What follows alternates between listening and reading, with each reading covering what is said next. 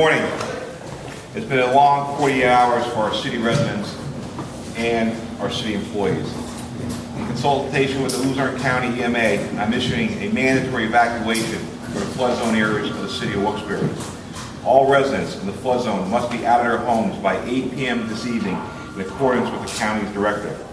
I'm also ordering that Goose Island section of the city of Wilkes-Barre in the neighborhoods along the Solomon Creek area, their residents to evacuate as soon as possible. We are issuing a mandatory evacuation for those areas effective 2 p.m. this afternoon.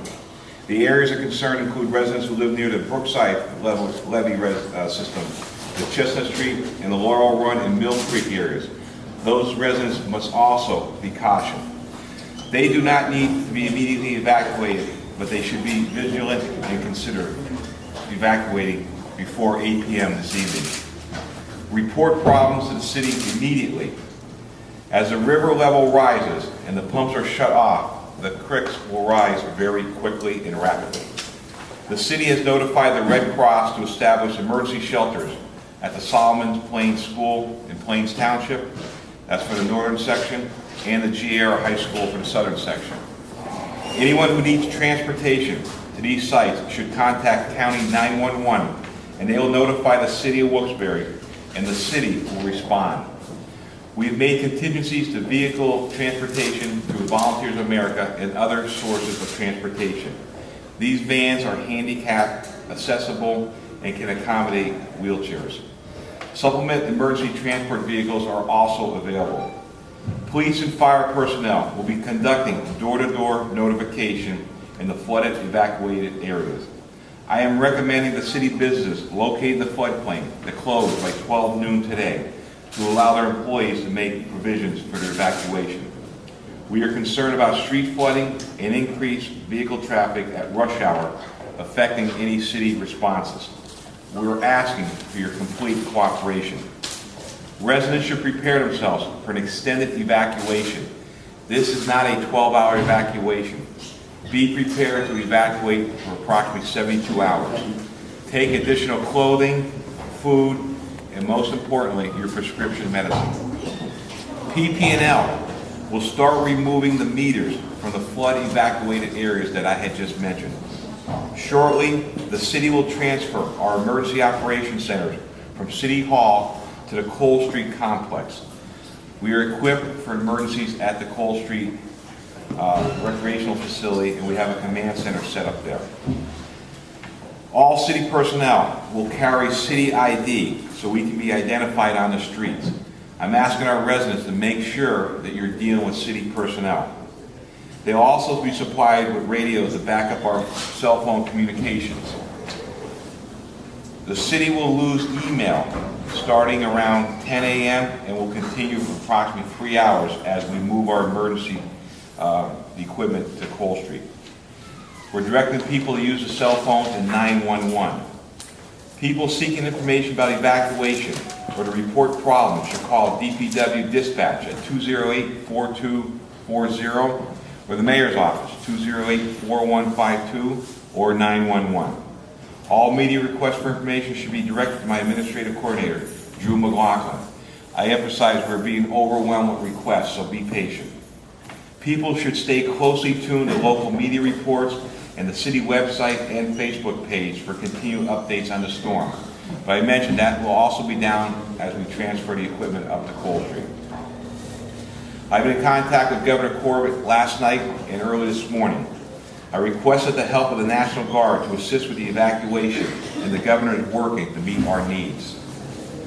I've also been in contact with other state, county, and federal officials, including Senator Casey this morning, Senator Udechak, and Eddie Dave Krasinski.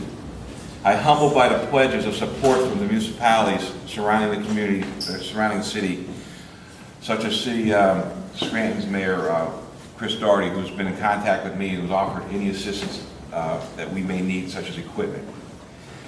There is no need to panic. This is a precautionary evacuation, and the safety of our residents is our biggest concern. We have prepared for this type of emergency, and we are ready to respond to whatever comes our way over the next 72 hours. I'm asking our residents, be patient and cooperate throughout the weekend. Please listen to the direction of your elected officials and your emergency personnel. This evacuation has been ordered for your safety and for that of your loved ones and your homes. We are a strong community. We are resilient. We will come back and will endure this storm. I'll take any questions from the press that you may have now. Mayor, right now, how many residents are you looking at affected of the city of Wilkes-Barre? About 20,000. 20,000. And there's also a flash flood emergency issue for Luzerne County. Is that affecting any of the creeks and streams throughout Wilkes-Barre and not the river flood? That is why we're issuing a mandatory evacuation of the areas of Solomon Creek and the other creeks that run to the city. Our concern now is that the rain is continuing, and once the river reaches a level of 30 to 32 feet, that will back our creeks up, and that's why we're giving our residents enough time to get out now. Can you once again, just for our viewers, go over the shelters that have been set up? The Heights GR Gymnasium up in the Heights section of the city of Wilkes-Barre and Plain Solomon.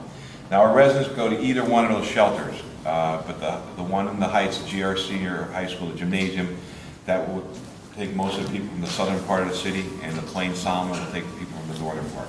And for people that need help evacuating, call 911. Call 911. 911 has all of our emergency numbers, and we've made arrangements with Volunteers of America who has donated and offered assistance with their handicap accessible vans to get our residents who need that kind of help, and those that just need transportation. We will not forget you.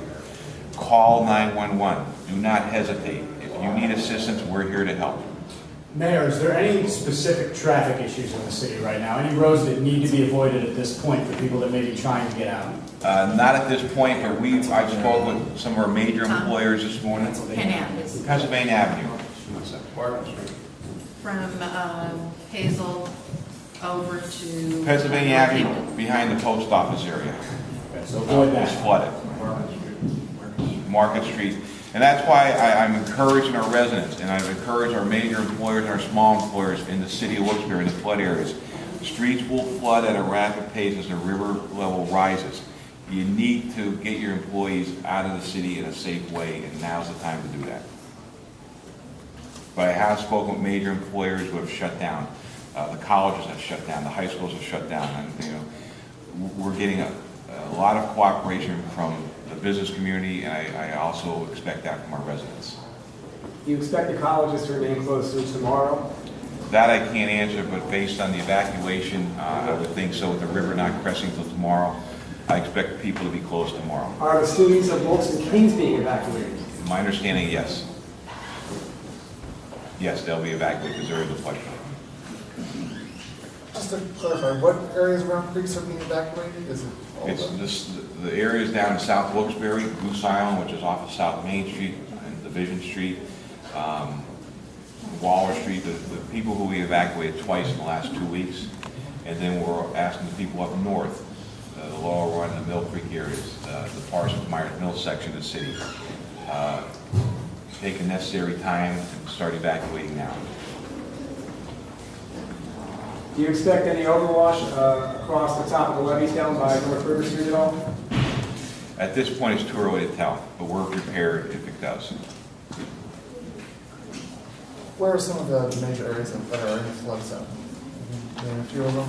The street names: Street names, yeah. Any Waller Street, South Franklin Street, Regent Street, Barney Street, Carlisle Street, and then up in the northern part, you have the Dover Street areas.